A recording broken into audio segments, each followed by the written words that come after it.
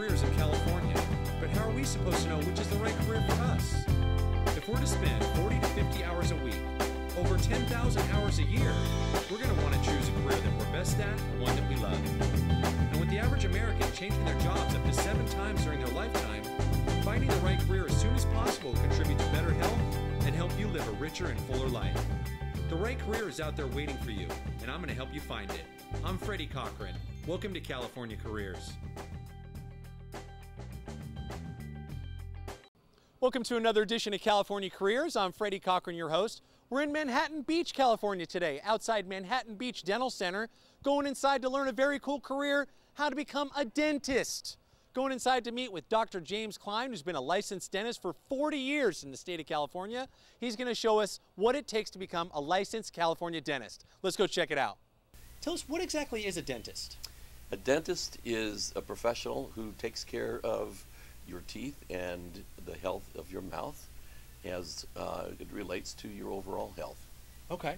Now, isn't it true that one's health actually starts in their mouth? In order to live a happy, healthy life, you start with what's going on in your mouth. Is that right? That's absolutely true. Mm-hmm. And in fact, for those who are really guilty of completely neglecting their teeth, they're at risk of heart disease later in life. Wow. Because of the bacteria which lives in your mouth. Okay. Okay. That's interesting. Let's see. Under this roof, we have not just the career of dentist, we have other careers actually that are worth mentioning, like dental hygienist. Can you touch on the players, the careers under this roof? Well, the dentist is the one who actually works on the teeth. He's the one who can actually change the teeth irreversibly. The dental assistant helps him and can do other things which are reversible, like making temporaries and taking x-rays. Okay. The dental hygienist cleans the teeth, and she needs a separate degree for that and licensing, as does the dentist. Oh, wow. Okay. So and of course you also have the office manager, who's a very, very important part of the office because she helps hold everything together. Wow. And we have a receptionist as well, who fields all of the calls, handles the payments, does some of the insurance work, and in general is the front line for people who are seeking help with their mouths. Wow, that's interesting. 5 separate careers just under this roof alone. Oh yeah, yeah. Wow, beautiful. Let's touch on the education of a dentist. What do I need to do? How far in school do I need to go to become a dentist? Well, you need a 4-year degree, professional degree from a dental school, and in order to get into the dental school, you need a minimum of 2 years, and many have master's degrees before they get into dental school. Personally, I had 3 years of college beforehand in pre-dental courses. Okay, so we need an AA degree. Will get you into dental school, a two-year degree, or is it not just much college anymore? credits? When I went to school, which was 40 years ago, there were just a very small handful in our class of 120 who had only had 2 years. Okay. And then most of them had a 4-year degree. Okay, so it's recommended that you get the 4-year degree before you actually apply to dental school. That's correct. Okay, and dental school is actually 4 years. Oh yes. Wow. Okay. Yeah, and at USC, you went to school year-round. You didn't have summers off. Okay, you're so USC 3 Trojan? trimesters. Oh yeah. Wow, very cool. Tell us about dental school. What are they teaching you in there? What classes? Well, the first thing, microbiology, anatomy, physiology, dental anatomy. You start out in your first year, and you, for example, you have to learn about the human body. So they have a whole room with cadavers, and each student is expected to, with his team, dissect a cadaver. Wow. And be able to take examinations so that you know and are able to label all of the parts of the human body. Okay, let's back up for a moment. Well, I forgot to ask you, once we finish college, there is an admission test to get into dental school. That's the dental aptitude test. Okay, tell us about that exam. And when I took it, they had a portion of it that, where you had to carve a piece of chalk. And you did that so that you could demonstrate that you have manual dexterity. Okay. Which is a very important part of being a dentist. Okay. Is having the hands for it. Okay. you have to be able to control, you know, the fine muscle movements of your hands so that you are able to do the finite work that we do as a dentist. So this career isn't recommended if you got the shakes. No. Is that right? It's probably over. Okay. If you're shaking. So that exam is scored. Tell us about. Is that a hands-on exam or was that a written type of exam? It's multiple choice. Multiple choice. Okay. Multiple choice, and they school you, of course, you know, or they test you on all of the, you know, biology and chemistry and all of the courses that you'll need in order to be able to get the first year of dental school running. Okay. So to summarize the education, we need at least 2 years of college, but it's recommended we get a bachelor's degree. Yes. Then we're going to take the aptitude test as well. Right. Did we need to come up with some sort of letters of recommendation or in anything general, else to a get couple in? of letters of recommendation Okay. are good. And also, if of course you have a dentist who's recommending you, Oh, beautiful. who Okay. went to the school, that always helps. Great advice. Okay. But I didn't really have much of that to get in. It was basically my grades and the score on the aptitude tests. Okay, good deal. You got into dental school. Dental school's 4 years. Was it pretty very Were you studying like constantly? Really? Constantly. Yeah. Okay. It's hard. Is that sort of a semester type of thing? There's one exam at the end, and that's your No, entire you have grade? exams all the way along. You do? Oh yeah. Okay. And that's Sometimes a lot of hands-on too, right? As opposed to you have laboratory time where you know one of the first things we did was carve a complete set of teeth out of wax. Wow. Where everything, every dimension had to be within 1/10 of a millimeter. 1/10 of a millimeter. That's right. Wow. Yeah, Specific. sure. Okay. In, you know, this way, and this way. Wow. Okay. So we got through 4 years at dental school. Tell us about the exam, the licensing body through the state of California and getting a dental license. Yeah. Well, that's handled by the State Board of Dental Examiners, and they have a national board exam, which is the written part, where they test you on your overall dental knowledge and chemistry and biology and physiology. And that is administered to all of the dental schools throughout the country. Okay. And then they have the State Board of Dental Examiners, which is the hands-on, where you actually use patients and you demonstrate your ability to perform certain procedures like fillings or setting up teeth for a denture, being able to form a tooth so that it will receive a crown. Okay. All of these are tested, and they're evaluated by actual dentists. Wow. Who are hired by the State Board of Dental Examiners. And based upon that, you're assured of a license. Okay. Is that a one-day exam or is that over a course of days? It's 2 days, I believe. 2-day is what exam. we had. Yeah. Wow. So it sounds like a 2-day exam and 8 years of higher education, and welcome to the career of dentistry. That's right. It's rather comprehensive, and you have to learn quick. Okay. And so that's why you establish your study habits early in your life, so that you're able to absorb all of this material so quickly. Good deal. And of course, all the way along, you're screened, so that if you're not actually performing and not doing your homework, not testing well, then you won't make it to that point. So it's, for example, there were 1,200 that applied for dental school when I applied, and they accepted 120 of us. Oh, wow. Okay. So, wow. Good deal. Let's switch gears for a minute. Take us through a typical day as a dentist. well, let's see. I get here at 10 o'clock in the morning. There are That's good hours. many dentists that like to be there early in the morning. I choose to be here later at night. Like I leave at 6. Okay. So I'll come and I'll have patients scheduled throughout the day for different procedures. First, of course, a patient will come in. They'll fill out their forms. They will have x-rays taken. I'll give them a complete examination. And then we set down a course of treatment that will meet their needs and that will help them keep their teeth for the rest of their lives, because that's basically what I'm here for. Okay. I'm here to keep the teeth for the rest of their lives and try to guide them in such a way that they can take care of it at home as well as coming in for professional appointments. Let's talk about that for a moment. What is the maximum or the best way outside of the dental office for one to keep their teeth? What is it to brush every day and floss every day? Is it that simple, or Brushing and flossing. really? And then coming in for regular checkups Regular and cleanings. checkups. Yeah, dental. If you it's do such- that, you're pretty much you're going to be problem free. Okay, such an important part of our lives. you Yeah. know, having a rental. Well, there's regular some things dental. that can absolutely destroy the teeth too, and that's Let's sugar. touch on that. Okay. Sugar. If you're constantly eating candy, Mhm. you're going to get cavities. If you're drinking Cokes, whether they're diet or not, it's going to dissolve your teeth over time.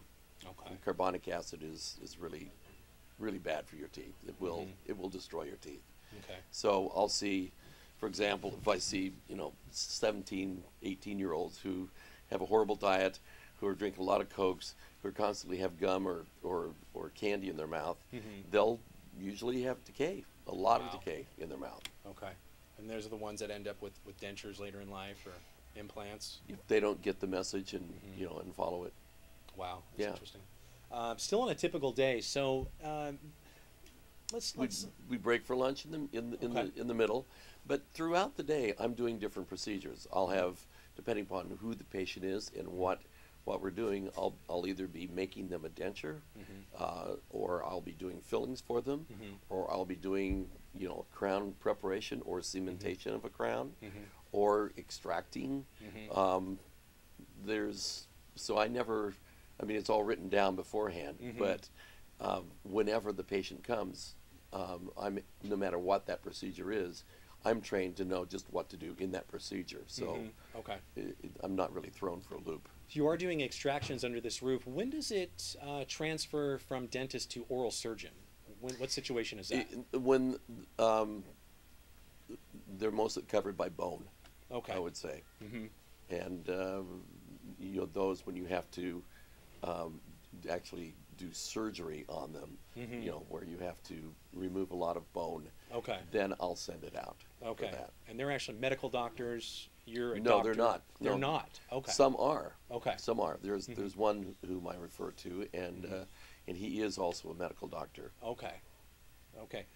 But you were a doctor of dental surgery. That's right, and that's a 4-year degree, and then the oral surgeon goes another 3 years. Oh wow. Oh my gosh. That's right. Any of the specialties are another 2 Wow. or 3 years. Okay. Like endodontist is one who only does root canals. Okay. Pedodontist only works on children. Wow. Pedodontist. Yes, Wow. pedodontist. Okay. Just like, yeah, Like a pediatrician. pediatrician. Okay. That's right. Yeah. So and orthodontists, of course, only straighten teeth. They don't do fillings and crowns. Wow. Now I'm licensed to do all of those things. For example, I do many of my own root canals. And, Okay. However, I don't do orthodontics, and I don't do the more advanced oral surgery Okay. and the more advanced endodontic procedures. I refer out. Okay. Let's talk about that. Why wouldn't or would a dentist want to consider incorporating those into their career to make themselves more marketable, to offer orthodontic services, or why don't you offer that service? It just never really excited me. Really? Okay. Yeah. And for example, I will seek children, but I don't seek them out. Okay. I really prefer working on adults. Okay. Okay. That's interesting, though, that your license would allow you to perform. If you that perform side. those, then you have to perform them at the same level that the specialist performs. Okay. So, it's just a matter of how much you want to expose your level of competency. Oh, very cool. Let's talk about getting started. If I'm, say, I don't know, 4th year dental student getting ready to graduate and getting ready to look for a job, how would I go about getting employed as a dentist? Well, what I did is I went to the paper, Okay. and because they had advertisements for dentists to come and work, so I found a couple of places that worked there, a couple of days, and then I found this clinic, dental clinic, and I worked there, and there were some 5 dentists that were working at the time that I was there, and I ended up being the only dentist working here, and that was after about a year and a half, and then I brought in my partner, and we bought them out, Oh, okay. and then we started you know, started out with it being our own corporation Oh, you were working right here in this office? since 1973. Wow. Okay. Yeah. Gosh, is that close to a record? Like No, 40 no, years in the dental? I'm sure not. Wow. No, because there are some guys that are 80 that are still practicing. Man, Yeah. that is very cool. A career that you can hold on and later into life. Well, as long as you're still steady, you Right? know. You're not on the bottle. Yeah, exactly. Good deal. Let's talk about money. If I'm graduating dental school, what type of salary can I expect to make, say, first year ballpark? I think anywhere from $500 to $700 a day. Okay. So extrapolate that out, and you'll see that it's a good salary. Okay. Definitely over 100,000. Would that be sort of an internship where I come in and I'm not quite fully?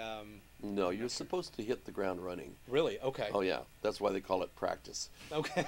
It's a dental practice. Right. Yeah. Okay. Cool. Okay. So.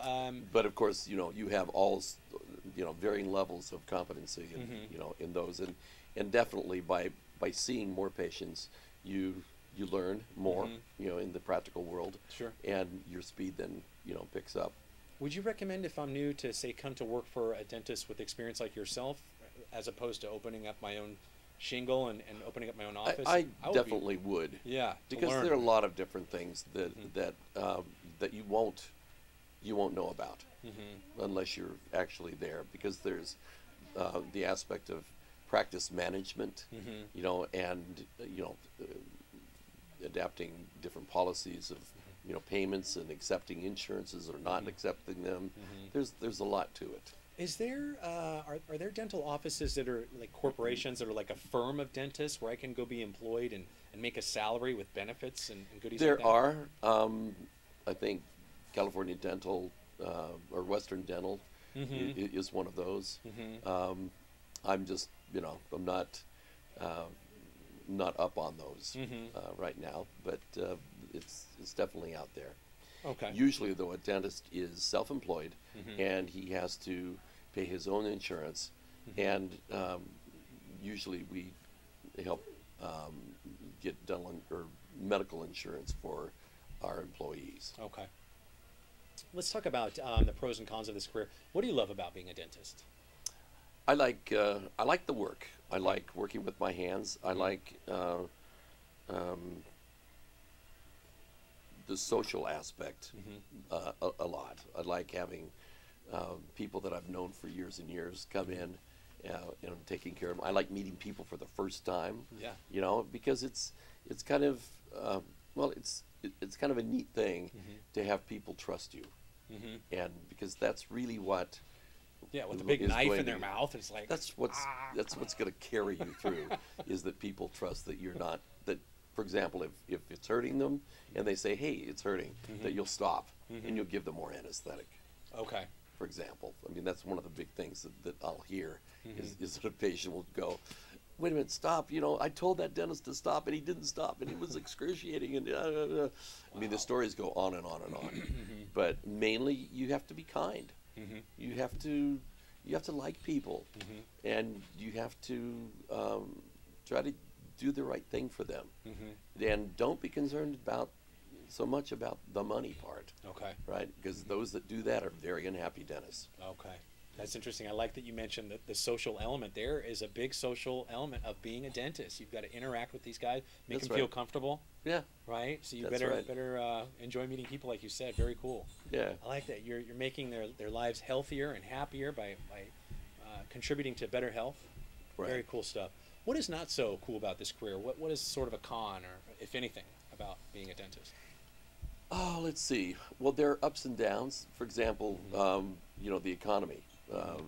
We've recently experienced quite a slowdown with the availability of money that people have to spend on their teeth, and it's usually considered optional. Okay. You know, by people. One of the last things that they, you know, are concerned with. When you're having difficulty getting food on the table, you're not so much worried about the teeth that you're going to use to chew them with, chew it with. So it's we're more susceptible to some of the downturns in the economy.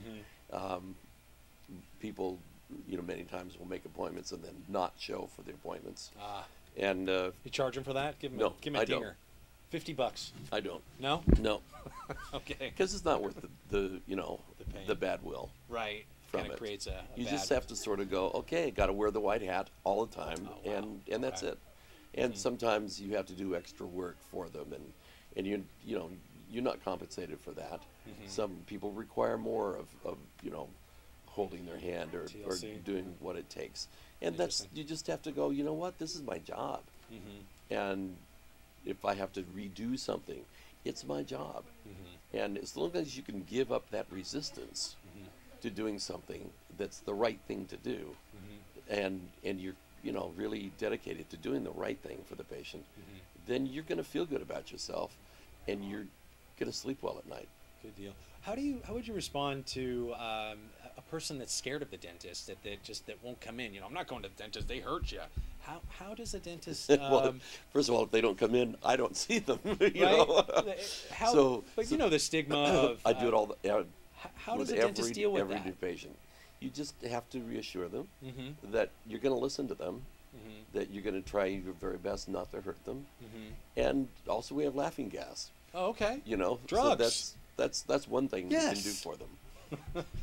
Right on. It works, and it's been a great tool for some patients.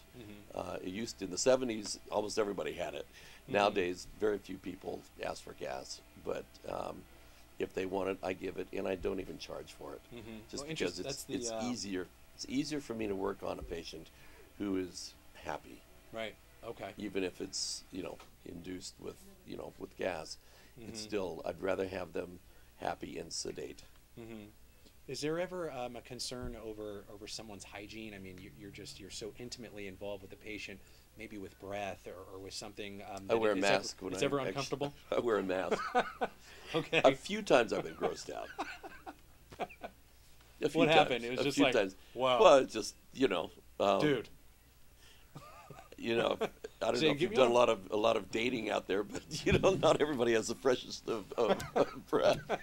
But I never really think about it. Okay. Yeah, I mean, I've been at this for so long Sure. that it just really doesn't bother me. Good deal.